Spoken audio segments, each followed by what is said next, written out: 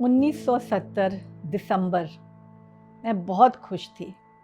मुझे उनसे मिलना था जिनके साथ मैंने अपना पूरा जीवन व्यतीत करना था। ये 25 दिसंबर की बात है और हमारी कर्नल इंद्रबल सिंह बावा, मेरे हस्बैंड, और मैं लिली बावा, हमारी सगाई हो गई। ये उस टाइम नागालैंड में पोस्टेड थे। बस 2-3 दिन में ही वापस चले गए। सगाई हुई और ये गए। 1 महीना बीत गया, हमारी कोई बात नहीं हुई, कुछ नहीं। फिर एक दिन रात को 1 बजे फ़ोन बजा और मेरे फादर, वो भी आर्मी में थे, हम दिल्ली में रहते थे। उन्होंने जाके फ़ोन हड़बड़ाते हुए उठाया और कहने लगे, हु कैप्टन बावा। तो मैं उठी हुई थी। मैंने सोचा ये तो मेरा फ़ोन आया है। मैं भागी आई। मैंने कहा, कहते हैं, लिली देखो आपका फ़ोन आया है। वो इनकी पहली कॉल थी मेरे को और मैं बहुत खुश हुई। बीच में लाइन कटती जाए क्योंकि फ़ौजी फ़ोन था। तो हमने महीने के बाद फ़ोन पे बात की और फिर हमारा सिलसिला शुरू हुआ। इन्होंने कहा, मैं आपको चिट्ठी लिख दूँ? मैंने कहा हाँ। तो इनकी चिट्ठियाँ वो जो आर्मी के इनलैंड होते थे हरे, उनमें आती थी और मैं पोस्टमैन की वेट करती रहती थी। मैं उस time lady Shri Ram college Delhi में 2nd ईयर BA में थी। मेरी 18 साल उम्र थी और हमारा जैसे वो टाइम सबसे अच्छा था। 2 साल हमारी एंगेजमेंट रही। बीच में इनकी बदली 71 में, बिफोर द 71 वॉर, देहरादून में हो गई। वहाँ ये ADC लगे जनरल बख्शी के। नागालैंड में भी काफ़ी हलचल होती थी। कभी कोई ऑफिसर दिल्ली आता था तो मैं उनके लिए कभी डोनट्स भेजती थी, कभी केक भेजती थी बना के। बड़ी खुश थी मैं। फिर ये देहरादून आ गए। आने के कुछ देर बाद ही 71 की लड़ाई शुरू हो गई और ये पंजाब बॉर्डर पे अपने जनरल के साथ चले गए। तो हम काफ़ी परेशान थे, फ़िक्र में भी थे, लेकिन कुछ ऐसा हादसा हुआ कि ये अपने ऑफिसर को लेके दिल्ली आ गए। और फिर मैं कॉलेज में सबको कहती कि देखो मेरा फियांसी तो दिल्ली आ गया है। ऐसे ही साल बीत गए और फिर 72 अक्टूबर में हमारी शादी हुई। मैं महज 20 साल की थी और ये 25 साल के थे, लेकिन इनका मन हमेशा अपनी पलटन में ही रहता था। तो जब इनकी पोस्टिंग वापस पलटन में आई, तब पलटन जम्मू में थी और हम 81 में जम्मू आ गए। वहाँ हम मेरे ख्याल 1 साल भी नहीं रहे थे कि इनको एडवांस पार्टी लेके कूच बिहार, वेस्ट बंगाल जाना था। 11 तारीख को ये लोग श्रीलंका में लैंड किए। इन्होंने मुझे मद्रास से कोशिश की बात करने की, लेकिन कोई लाइन नहीं थ्रू हुई, बात नहीं हो पाई मेरी इनसे। 13 की रात कोई 10:30 बजे मेरे घर के बाहर ठक ठक हुई और हमारे वहाँ डिप्टी ब्रिगेड कमांडर खड़े थे और एक डॉक्टर था, एक तो और थे लोग, क्योंकि पीछे रेयर में कोई नहीं था, हम लोग अकेली थी लेडीज़ वहाँ पर। इन्होंने अंदर आके ना मुझे बताया कि देखिए ऐसे हो गया है, कर्नल बावा की शहादत हो गई है वहाँ आज शाम को ही हुई थी। तो वो डॉक्टर को लेके आए थे कि मुझे इंजेक्शन देंगे, कि मैं बहुत चिल्लाऊंगी या कुछ। लेकिन मैंने उन्हें कहा कि आप प्लीज़ कोई हल्ला मत करो, मेरे बच्चे सो रहे हैं अंदर, मैंने उनको इस टाइम नहीं उठाना। वो हमारे जो और लेडीज़ थी, कोई बेहोश हो रही थी, इंजेक्शन एक लेडी उनको देना पड़ा डॉक्टर को। मैंने कहा देखो कोई ज़्यादा बोलोगे नहीं, हल्ला नहीं करोगे। सुबह मैंने बच्चों को उठाया जैसे स्कूल के लिए उठाती थी। मैंने उनको बिठाया और उन्हें कहा कि देखो पापा का वहाँ ऐसे हुआ है, लेकिन वो हमेशा हमारे साथ हैं, तो तुम लोगों ने बिल्कुल मन छोटा नहीं करना, क्योंकि तुम जो हो सबसे बड़े हो पलटन में।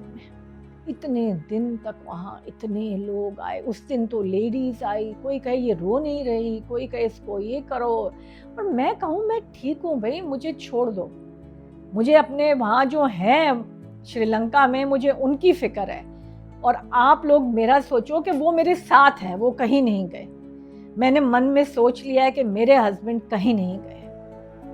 बस उसके बाद मैं वहाँ रही।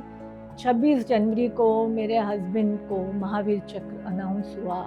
तब मैंने बच्चों से कहा कि देखो कितनी बहादुरी करके गए आपके पापा। तो जो वीर होते हैं वो कभी जाते नहीं हैं, वो हमेशा हमारे साथ होते हैं। 2 अप्रैल को मैं गई दिल्ली अपने हस्बैंड का महावीर चक्र रिसीव करने के लिए। वहाँ मुझे जनरल सुंदर जी मिले, मिसेस सुंदर जी मिली, late prime minister Rajiv Gandhi ji थे, सोनिया गांधी जी थी, डिफेंस मिनिस्टर के.सी. पंत थे। तो मेरे से सोनिया गांधी जी ने पूछा कि आप क्या करोगे अब? मैंने कहा मैं तो ग्रेजुएट हूँ, मैंने तो बीएड भी नहीं अभी करी पूरी। तो कहती हैं फिर आपको गैस एजेंसी करवा दें। तो उनकी सरला ग्रेवाल थी सेक्रेटरी राजीव गांधी की। So she said Miss Grewal just talk to Mrs Baba. उन्होंने मुझे कहा अब एक एप्लीकेशन लिख के मुझे दे दो। अब हमें गैस एजेंसी का कुछ नहीं पता था क्योंकि मैं तो पूरी फौजी बैकग्राउंड से थी। लिख दी, हम आ गए वापस धाना। अब मुझे वापस निकलना था, वहाँ तो मैं रह नहीं सकती थी, बच्चों का नेक्स्ट सेशन भी शुरू होना था। तो मैंने वहाँ दिल्ली में रिक्वेस्ट की कि मुझे किसी आर्मी कैंटोनमेंट में घर अलॉट करवा दो ताकि मेरे बच्चों की स्कूलिंग हो जाए। वो दोनों महज 8वीं और 9वीं में थे तब। तो I was very lucky, fortunate I would say कि मुझे चंदी मंदिर कैंट में एक घर अलॉट हो गया और मई के महीने में मैं यहाँ आ गई चंदी मंदिर। मुझे दिसंबर में लेटर ऑफ इंटेंट आ गया और मेरे को पंचकूला में भारत पेट्रोलियम की गैस एजेंसी अलॉट कर दी। बच्चे मेरे बहुत अच्छी पढ़ाई कर रहे थे, 9th और 10th में थे दोनों। हम लोग बस जुट गए काम करने में कि गैस एजेंसी का गोडाउन बनाना है। वो मेरे छोटे जीजे ने बड़ी मदद की, मेरे फादर इन लॉ थे, सबकी तरफ से मुझे बहुत हेल्प मिली, बहनों की, सबकी, भाइयों की। अब गोडाउन बनाना बिजनेस के लिए हमें तो कुछ पता ही नहीं था, सेल्स टैक्स नंबर लेना, सब कुछ करना। उसके लिए मैंने बहुत भाग दौड़ की। मैं इतनी भाग दौड़ की कि कई बार मैं घर से निकल जाती थी और खाना नहीं बना होता था तो मैं बच्चों को कहती थी कि आप आ जाओ स्कूल से, मैं आऊँगी, हम फटाफट कहीं जाके कुछ खा लेंगे बेटा, पर ये काम बड़ा ज़रूरी है ये करना। ऐसे ही हमारे काम चले और 12 मई 89 को मैंने अपनी गैस एजेंसी एस्टैब्लिश कर ली और एक बिल्कुल प्योर फौजी बेटी, फौजी वाइफ होने के बाद मैं एक बिजनेस वूमन बनने जा रही थी। ये एक लीप थी मेरे लिए, बहुत बड़ी लीप थी मेरे लिए।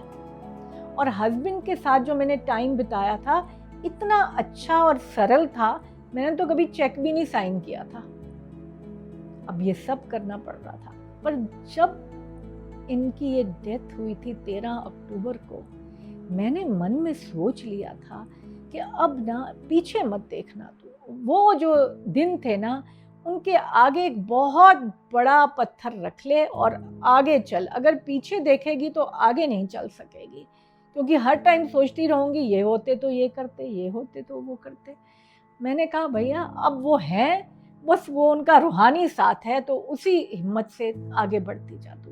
तो कोई मुश्किल नहीं हुई, क्योंकि मेरे फ़ौज के जो दिन थे, 15 साल अपने हस्बैंड के साथ जो मैंने बिताए थे, वो इतने अच्छे थे। हमने इतना एंजॉय किया, इतनी पिकनिक्स, घूमना। घर भी इन्होंने देहरादून में, father in law, brother in law सब ने मिल के एक बहुत बड़ा घर भी बना लिया था।